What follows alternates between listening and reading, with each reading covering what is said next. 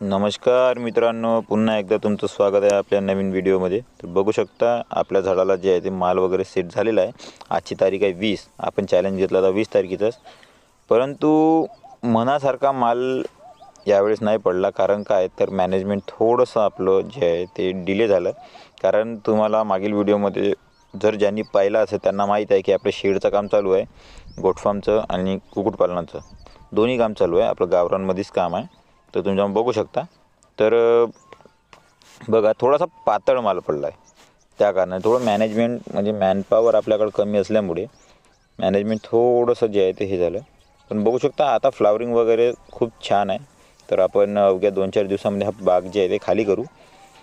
आणि प्रश्न आहे की झाडाला ट्रेस जो आहे ना, तो बघू शकता आपण जे खालून जे वकरणी केली आहे, मोडले थोडेसे, पण का ट्रेस दिला तर ट्रेस कमी दिला त्या कारणानेच आपला माल जे आहे तो कमी उतरला। पाण्यावर पाणी झालं त्या कारणाने जे आहे ते झाड फक्त पालत गेलं।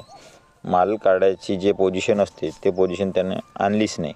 मुळात तुम्हाला एक्झाम्पलमध्ये दाखवतो, हे बघू शकता की आपण जे आहे ते लगातार थोडंसं पाणी जे आहे ते 2 पाणी लवकर दिल्यामुळे हे बघा हे फक्त शेवरे वर निघले, त्याच्यामध्ये माल नाही निघाला। आणि आता जेव्हा आपण ट्रेस देतो तेव्हा बघू शकता फूल जे आहे ते काढणं चालू केलं आहे, म्हणजे झाडाला ताण पडला। झाडाला असं वाटलं की आता ताण पडत आहे, आपण आपले फ्रुटिंग स्टेज जे आहे ते आणावी।